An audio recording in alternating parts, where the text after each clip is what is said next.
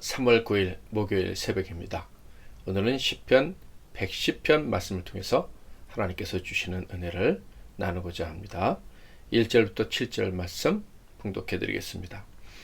여호와께서 내 주에게 말씀하시기를 내가 내 원수들로 내 발판이 되게 하기까지 너는 내 오른쪽에 앉아 있으라 하셨도다.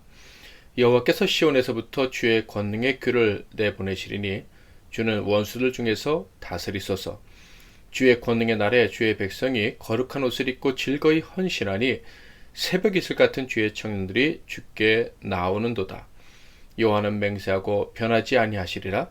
이르시기를 너는 멜기세덱의 서열을 따라 영원한 제사장이라 하셨도다.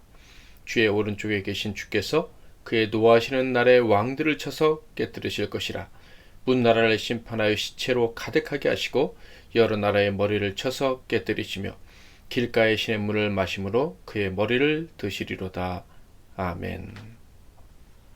오늘은 다윗의 왕이며 제사장이신 예수, 다윗의 왕이며 제사장이신 예수라는 제목으로 하나님 말씀을 상고하겠습니다. 시편 110편은 다윗의 시입니다. 시편에는 총 7개의 제왕시가 있는데 그 중에서 7번째로 등장하는 것이 바로 시편 110편입니다. 다른 메시아 예언시들과 차이점이 있는데요. 다른 메시아 예언시들은 메시아의 제왕적 면모, 제왕적 측면을 강조했다면 시편 110편은 제왕적인 측면과 그리고 제사적 측면, 두 측면을 동시에 강조한다는 것입니다. 시편 110편의 또 다른 특징이 있다면 신약 성경에서 가장 많이 인용된 메시아 예언시라는 점이죠. 얼마 전 마가복음 강해 때에도 우리가 확인한 적이 있었죠. 마가복음 12장에 있었던 말씀입니다. 36절 37절 다윗이 성령에 감동되어 친히 말하되 주께서 내 주께 이르시되 내가 내 원수를 내 발 아래에 둘 때까지 내 우편에 앉았으라 하셨다 하였느니라. 다윗이 그리스도를 주라 하였은즉 어찌 그의 자손이 되겠느냐 하시니 많은 사람들이 즐겁게 듣더라. 다윗이 예수님을 주로 불렀다는 것에 대해서 예수님께서 지적하셨던 것이죠. 그 시에 근데 시편 110편 1절에 기록되어 있었던 거예요. 1절과 2절을 보면 다윗은 예수님이 진정한 자신의 주인이시고 진정한 왕이라는 사실을 분명히 알고 있었습니다. 여호와께서 내 주에게 말씀하시기를 내가 내 원수들로 내 발판이 되게 하기까지 너는 내 오른쪽에 앉아 있으라 하셨도다.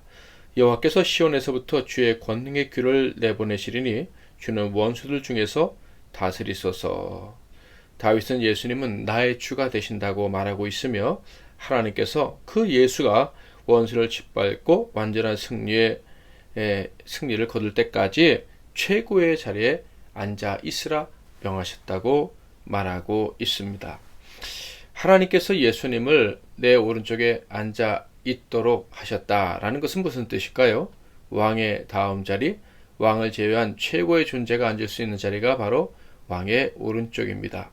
그러니까 예수님께서 그 천사도 넘볼 수 없는 높은 자리에 앉도록 하나님이 최고의 권위를 주셨다, 이런 뜻입니다. 다윗은 메시아에게 주신 이 권위를 믿음으로 받아들이고 인정하고 있는 것이죠. 그래서 원수들을 다스려 달라고 요청하고 있는 거예요. 모든 원수들을 무너뜨려 달라고, 원수의 권세를 무찔러 달라고 요청하는 것이죠. 다윗의 이 요청은 단순한 요청이라기보다는 예언에 가깝다고 볼 수 있습니다. 바로 모든 원수들을 무찌르는 날이 올 것이다 라고 이야기하고 있는 거예요. 그 날이 언제인지 아시죠?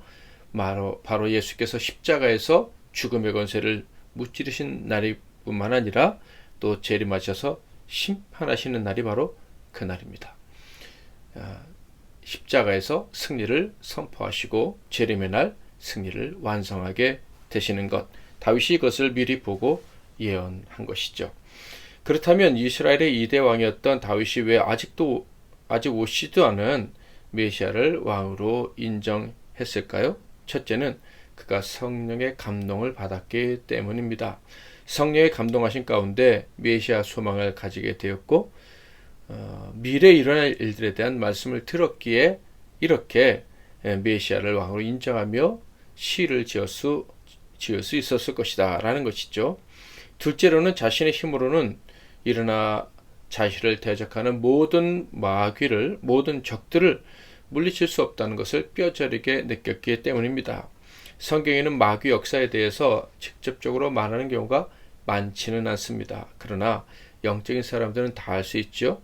마귀와 마귀에 의해 준동된 자들의 공격이 쉬지 않는다는 것을, 우는 사자와 같이 무섭게 달려들고 또 달려든다는 것을 잘 알고 있습니다. 그래서 진정한 통치자를 소망하고 진정한 통치자이신 메시아를 주로 부르며 은총을 요청하고 있는 거예요. 이렇게 우리의 적을 다 물리치고 다스리실 왕이 오시는 그때에는 어떤 일이 벌어질까요?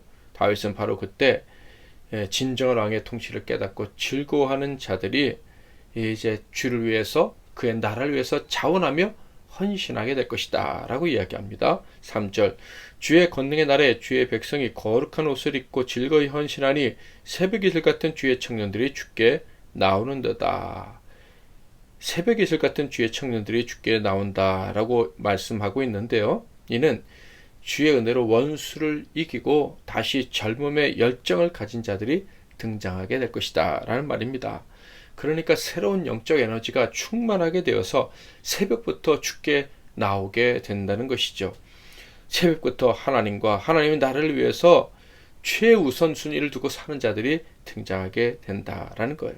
예수님 당시에 바리새인들과 교회 지도자들은 교회를 이용했습니다. 그러나 마리아는 예수를 알고 예수가 자신을 다스리시고 살리실 것을 알았기에 자신의 인생을 걸었습니다. 이렇게 마리아처럼 하나님과 교회를 위해서 최우선적으로 헌신하는 자들이 등장하게 된다라는 것이에요. 저와 여러분 역시 주의 은혜로 새로운 인생을 살게 되었고 모든 적들을 물리치고 영생을 누릴 수 있는 고난을 이미 받았으므로 하나님의 교회와 하나님의 나라를 최우선으로 여기고 이것을 위해서 자발적으로 헌신하는 삶을 살아야 할 것입니다. 나아가 이 말씀은 초림을 넘어서 재림의 때 일어날 현상에 대해서 말하는 것으로도 여겨집니다. 재림의 날에 하나님께 올려드릴 기쁨과 그 헌신에 대해서 예언하고 있는 것이죠. 이어지는 4절에서는 성경에서 가장 신비한 인물로 여겨지는 멜기세덱이 등장을 합니다. 여호와는 맹세하고 변하지 아니하시리라. 이르시기를 너는 멜기세덱의 서열을 따라 영원한 제사장이라 하셨도다. 이 멜기세덱이 처음 등장할 때는 언제였습니까? 바로 아브라함이 이방 나라의 연합군들을, 그 왕들을 물리치고 개선할 때였습니다.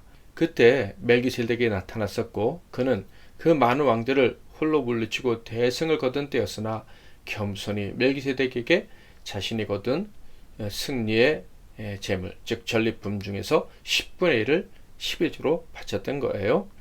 14장 18절에서 20절, 살레방 멜기세덱이 떡과 포도주를 가지고 나왔으니 그는 지극히 높으신 하나님의 제사장이었더라.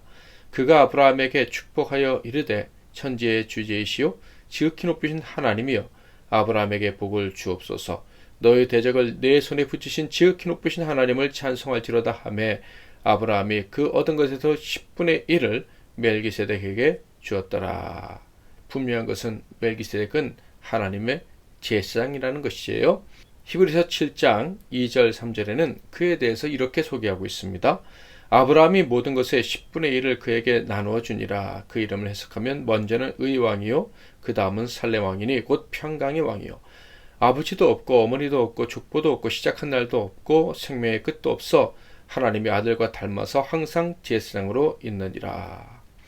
그러므로 다윗은 자신의 주인이시오 왕이신 예수는 멜기세덱과 같은 제사장인데 영원한 제사장이시다 라고 고백하고 있는 거예요. 제사장 직분에서 가장 중요한 것은 중보사역이죠. 하나님과 그 백성들을 중재하는 일을 하는 거예요. 그러니까 다윗은 예수 그리스도께서 자신과 하나님을 중재해 주시고 자신 백성들과 하나님을 중재해 줄 것을 기대하고 있는 거예요. 그렇다면 다윗은 메시아는 자신을 다스리는 왕이실 뿐만 아니라 자신과 하나님 그리고 자기 백성들 사이에서 중보하시는 분임을 알고 믿었던 것인데 바로 십자가로 화목을 이루실 것임을 알고 예언을 했다라고 볼 수가 있는 거예요. 히브리서 7장 27절 그는 저 대제사장들이 먼저 자기 죄를 위하고 다음에 백성의 죄를 위하여 날마다 제사 드리는 것과 같이 할 필요가 없으니 이는 그가 단번에 자기를 드려 이루셨습니다. 그리고 이 왕이요 메시아에 대한 시편 110편의 마지막 예언은 이렇게 마무리됩니다. 5절부터 7절. 주의 오른쪽에 계신 주께서 그의 도하시는 날에 왕들을 쳐서 깨뜨리실 것이라. 문나라를 심판하여 시체로 가득하게 하시고 여러 나라의 머리를 쳐서 깨뜨리시며 길가의 시냇물을 마심으로 그의 머리를 드시리로다. 마지막 때 심판을 행하시되 완전하게 심판을 행하실 것이다 라는 예언입니다. 다윗은 한 나라의 왕이었죠. 사람들로부터 신망을 얻고 왕이 된, 백성들의 소망이 된 왕이었습니다. 그러나 그는 자신은 진정한 소망이 될 수 없다는 것을 분명히 알고 있었던 거예요. 특히 언제 어디서 머리를 들고 공격해 올지 모르는 마귀를 대적하기란 불가능하다는 것을 잘 알고 있었습니다. 그 악한 마귀의 강력한 공격에 대한 경계심, 적개심 가지고 있었지만 승리는 자신의 힘으로 할 수 있는 것이 아니라 오직 진정한 왕이시요 제사장이신 예수로만 가능하다는 것을 잘 알고 있었던 거예요. 그래서 그는 진정한 왕을 바라고 진정한 대제사장을 바라면서 노래하고 있는 것입니다. 하나님은 그 비밀한 왕에 대해서 다윗에게 알려주셨고 그는 기뻐하면서 장차 오셔서 다스려 주실 진정한 왕에 대해서 시편 110편을 통해 노래할 수 있었던 것입니다. 자, 그런데 그가 예언했던 대로 지금 우리는 그 왕이자 제사장이신 예수 그리스도의 통치를 받는 복을 누리고 살아가고 있습니다. 누구든지 예수 그리스도를 왕으로 인정하기만 하면 그분은 우리를 다스려 주십니다. 우리의 원수로부터 우리를 건져 주십니다. 또한 그가 영원한 대제사장이심을 인정한다면 우리는 하나님과 이웃과 화평을 누리고 살아가는 복을 누릴 수가 있게 되는 거예요. 오늘 하루도 왕이요 제사장이신 예수님과 동행하는 우리는 얼마나 복된 자들인지를 기억하고 하나님을 찬양하며 믿음으로 살아가는 저와 여러분이 다 되시기를 주님의 이름으로 축복합니다. 우리 찬양은 우리 여러분이 기도하면서 기도하기 전에 혹은 후에 각자 부르시면 좋겠어요. 왕이신 나의 하나님 혹은 갈 길을 밝히 보이시니 추천해 드립니다. 기도하겠습니다. 제가 먼저 잠깐 기도하고 여러분이 이어서 기도하고 하루를 시작하십시오. 살아계신 하나님 아버지, 다윗의 왕이 되셨고 영원한 제사장이 되어주신 것처럼 우리의 왕이 되시고 제사장이 되어주셔서 원수를 물리쳐 주시고 하나님과 이웃과 화목하게 살게 하는 살 수 있는 은혜를 주시니 감사합니다. 이 놀라운 우리의 주, 우리의 구원자, 우리의 대제사장을 오늘도 신뢰하며 또 그분께 감사하며 하루를 시작하는 저희들에게 하늘의 평강으로 덧입혀 주옵소서.